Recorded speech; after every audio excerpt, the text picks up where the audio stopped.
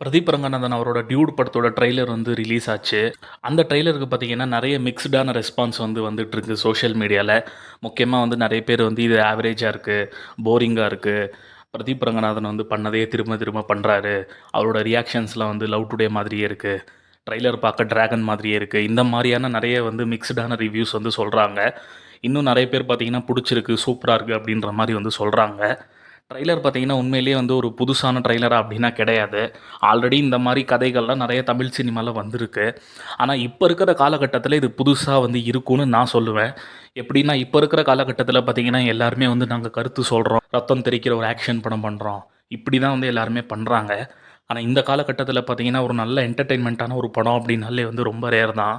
ஏன் இந்த வருஷம் வந்த படங்கள்ல எடுத்துக்கோங்க. இந்த வருஷம் தமிழ் சினிமால கிட்டத்தட்ட 200 படங்களுக்கு மேல வந்திருக்கு. நீங்க எல்லாருமே வந்து ஃபேமிலியா பார்க்கக்கூடிய ஒரு என்டர்டெயின்மெண்ட்டான ஒரு படம் அப்டின்னா, ஒரு 4லேருந்து 5 படம் தான் சொல்ல முடியும். அதுலயும் பார்த்தீங்கன்னா, டிராகன் வந்து ஒரு படம். ஸோ, அந்த படத்துல வந்து பிரதீப் தான் ஹீரோ. இந்த மாரி வந்து இப்ப என்டர்டெயின்மெண்ட்டுக்கு வந்து மக்கள் வந்து ஏங்குறாங்க. என்டர்டெயின்மெண்ட் வந்து மக்களுக்கு வந்து இப்போ தேவ. ஆனா, அந்த மாரி படங்கள் வந்து இப்ப யாருமே பண்றதில்ல. அந்த விதத்தில இந்த டியூட் படம் பார்த்தீங்கன்னா, ஒரு ஹோல்சம் படமா இருக்கும். ஏன்னா, இந்த படத்தில வந்து காமெடியா இருக்கட்டும், இல்ல பிரதீப் ரங்கநாதன் அவருக்குன்னே வந்து ஒரு ஸ்டைல்ஸ்லாம் வச்சிருக்காரு. அந்த ஸ்டைல்ஸா இருக்கட்டும், சாங்ஸ்லாம் பார்த்தீங்கன்னா, ஆல்ரெடி வந்து பெரிய ஹிட் ஆயிருக்கு. அதே மாதிரி பார்த்தீங்கன்னா, நெறைய வந்து நம்மளுக்கு தெரிஞ்ச ஃபேஸஸ்லாம் படத்தில இருக்காங்க. மமிதா பைஜுவா இருக்கட்டும், சரத்குமாரா இருக்கட்டும், இன்னும் நெறைய பேர் இருக்காங்க.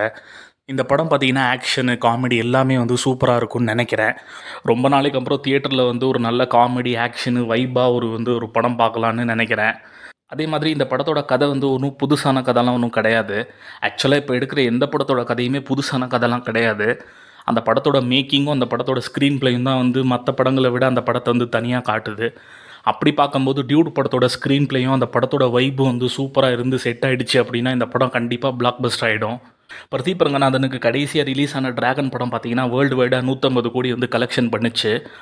இந்த படம் பார்த்தீங்கன்னா வந்து தீபாவளிக்கு வருது. ஒரு நல்ல ஃபெஸ்டிவல் டேட்டு. இந்த படத்துக்கு பார்த்தீங்கன்னா, நல்ல எக்ஸ்பெக்டேஷன்ஸ் இருக்கு. தமிழ்லயும் சரி, தெலுங்குலயும் சரி இந்த படத்த வந்து 2 லாங்குவேஜ்லயுமே வந்து ப்ரொமோட் பண்றாங்க. ஆனா, இந்த படம் வந்து இந்த தீபாவளிக்கு வந்து ஒரு பெரிய சம்பவம் பண்ணும் அப்படின்னு நான் நெனைக்கிறேன். எப்படின்னா, போன வருஷம் அமரன் வந்து தீபாவளிக்கு வந்தது. அந்த படம் வந்து 300 கோடி வசூல் பண்ணும் அப்படின்ற மாரி யாருமே எதிர்பார்க்கல. ஆனா, அந்த படம் வசூல் பண்ணுச்சு. அந்த மாதிரியான ஒரு சம்பவம் வந்து இந்த தீபாவளிக்கு வந்து டியூட் பண்ணும்னு நான் நெனைக்கிறேன். 300 கோடி பண்ணுமான்னு தெரியாது. ஆனா, கண்டிப்பா ஒரு பெரிய சம்பவம் இருக்கு. ஸோ, நீங்க டியூட் ட்ரெய்லர் பார்த்தீங்களா? உங்களுக்கு இந்த ட்ரெய்லர் எப்படி இருந்தது? இந்த படம் நீங்க பார்க்க வந்து வெயிட் பண்றீங்களா? அப்படின்றத வந்து கமெண்ட் செக்ஷன்ல கமெண்ட் பண்ணுங்க.